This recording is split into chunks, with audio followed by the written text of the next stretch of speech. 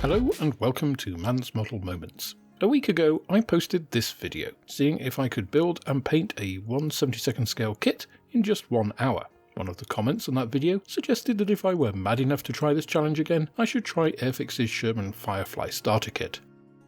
Well, I am that mad, and so here I bring you the rematch of Mann vs Kit.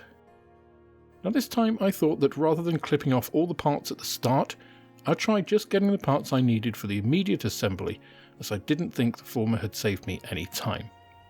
That said, I did get a bit too hasty at the start and didn't properly clean up the hull assembly pieces, which is crucial for a good fit here, so I needed to revisit the pieces after trying to initially glue them together. Fortunately, this didn't waste too much time, and it was a good reminder to be thorough right at the very beginning. The hull assembly itself has very positive lugs to ensure it aligns properly.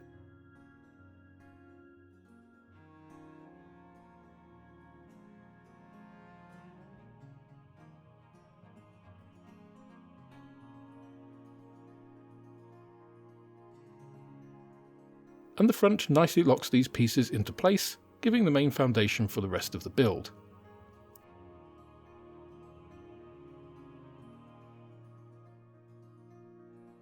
The rear completes that and goes in without any issues at all.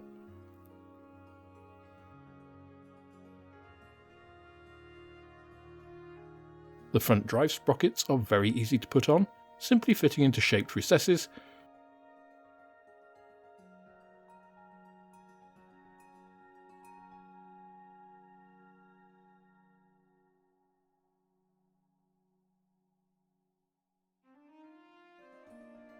but the rear exhaust guard does take a bit more checking to ensure it's seated correctly.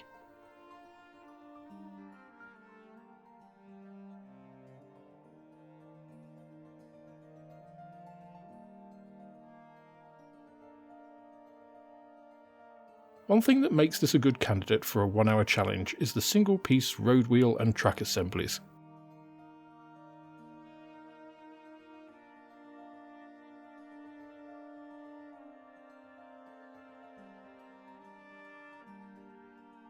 Which locate on 2 pins, front and rear,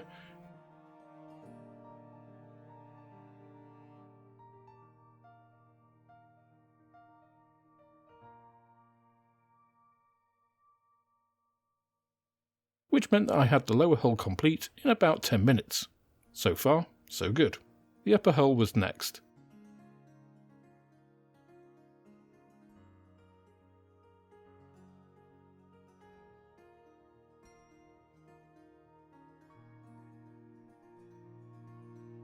And after attaching the rear, most of the work here is putting towing loops and other small items on. These are quite cleverly engineered by Airfix as pieces that slot in from underneath, and whilst a bit fiddly due to their size, it's much easier than if they were just attached by placing them on top.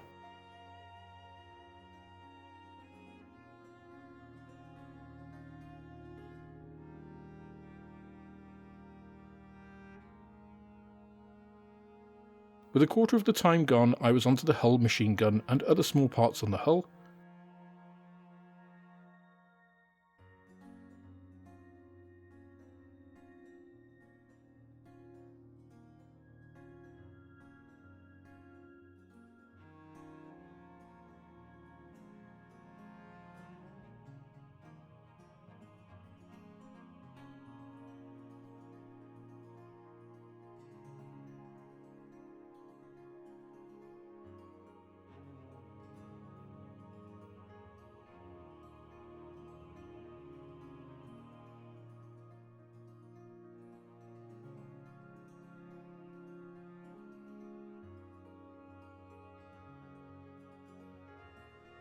Culminating in the barrel lock on the rear engine deck. The hull could then be closed up and work start on the turret.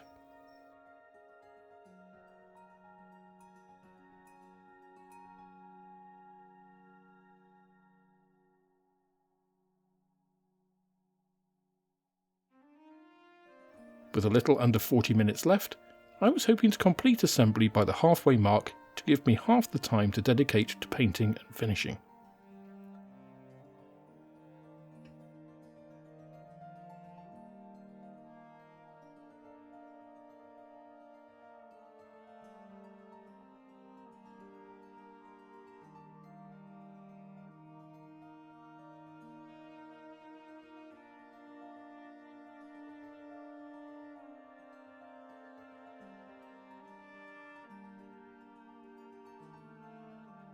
Fortunately, the turret assembly is well thought out and makes that task a simple one, with only the front mantlet proving a little ambiguous in its location.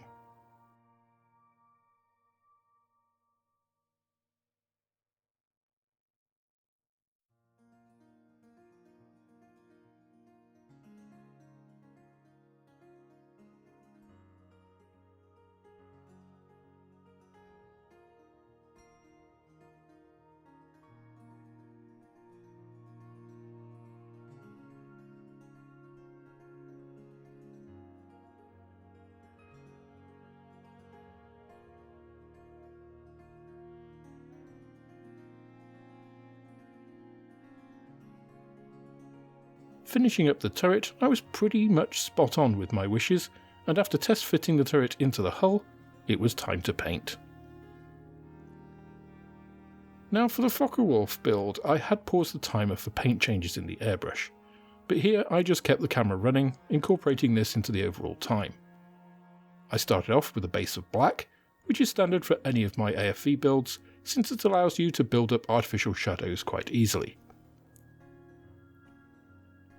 Out comes the trusty hairdryer next, though I had to be careful not to blow the unaerodynamic box of the Sherman or its light turret over the desktop.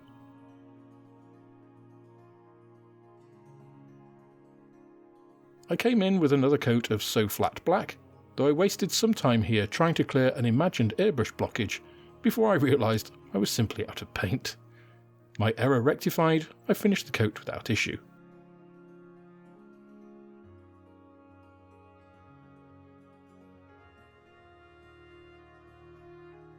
I then added olive drab to the airbrush without cleaning it to give a darker shade before drying the black coat with the hairdryer again.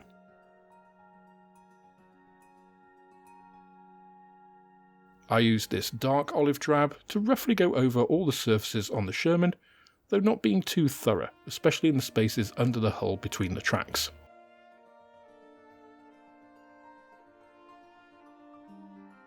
More olive drab in the airbrush, and I came in again, building up the colour on the hull and turret. The slight pause here is because one of my lights died and I needed to plug it back in to recharge it. Back to painting, and the colour was building up well.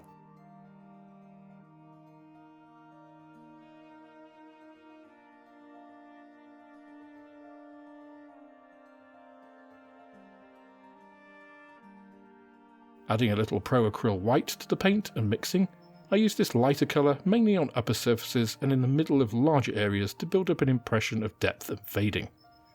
This is important especially on smaller scales where light doesn't interact with our small scale in the same way as it does with the real thing. Coming up to the 3/4 mark, it was time to get the markings on, so I got the pledge out and set about cutting the decals into sections and soaking them whilst the finish dried.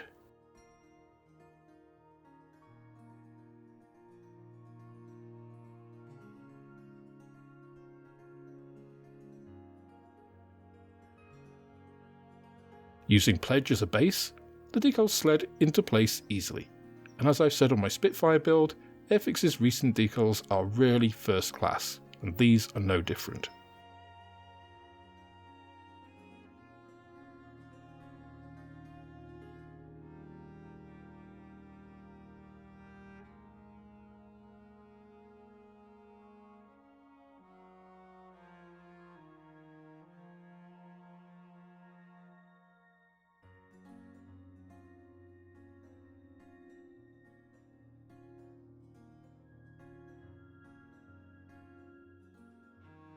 In fact, the only real issue with the decals here are how small some of them are, but that is an issue of scale and not of the kit. Fortunately, I had managed to leave myself enough time to be able to take care at this point and ensure all of them were applied properly.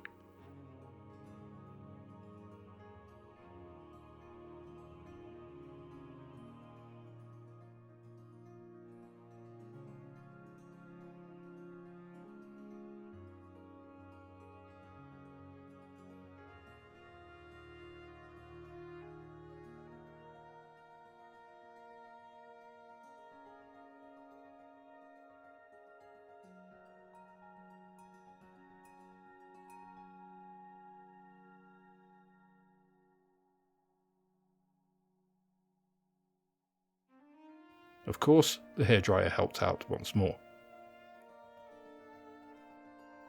With 7 minutes left, I had enough time to apply some basic weathering to the Sherman, and I did this with my homemade general wash. At first, I applied this in the crevices with a starter kit brush, but quickly realised this would take an hour by itself if I carried on, so got a broad flat brush and liberally applied the wash to the whole tank.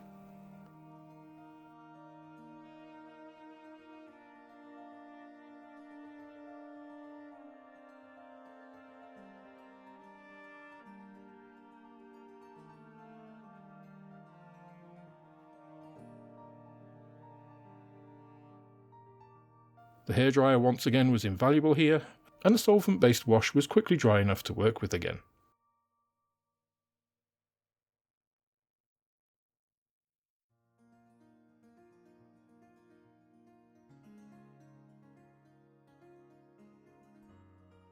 Coming into the last few minutes, I used a makeup applicator and a little solvent to remove the excess wash, trying to work top to bottom so that any remaining bits I missed would streak in the same direction as rain flowing down over the tank, and so look more natural.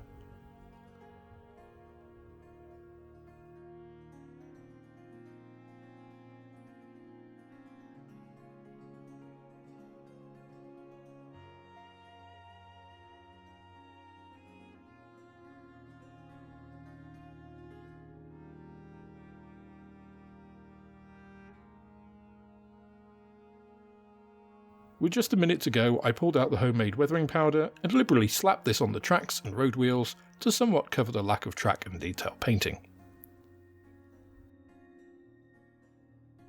I put the turret on and used the last few seconds for a bit more powder, and the time was done. So there it is. I managed this time to complete the building and painting of a simple tank kit in just a single hour. Now, she's certainly not going to win any prizes, and the lack of road wheel, machine gun and track painting is more obvious than I'd hoped, but I don't think it looks too bad given the ridiculous self-imposed constraints. My thanks to Doc Zoff for the idea, and that's the last time I'm going to be doing this 1 hour challenge, and instead get back to more reasonable model making. Now be sure to check out my other model builds if you're interested in watching me modelling at a more reasonable, relaxing pace. And before I go, let me say a big thank you to all my channel and Patreon members. And I'll remind you that today is your last chance to join in March to have a chance of winning the Commonwealth Boomerang and gain double entry points for April's giveaway of the enormous 1/32nd scale twin-seat Eurofighter Typhoon. That's all for this instalment of Mann's Model Moments. If you enjoyed the video, please click the like button, subscribe to the channel for more like it, and share this video with others you think would also enjoy it. You can also follow me on Instagram, Twitter and Facebook, and if you're feeling generous, then I also have a Patreon, which is absolutely the best way of helping me to grow the channel and produce more content like this. With that, I hope you have plenty of modelling moments of your own, and I look forward to welcoming you on the next video.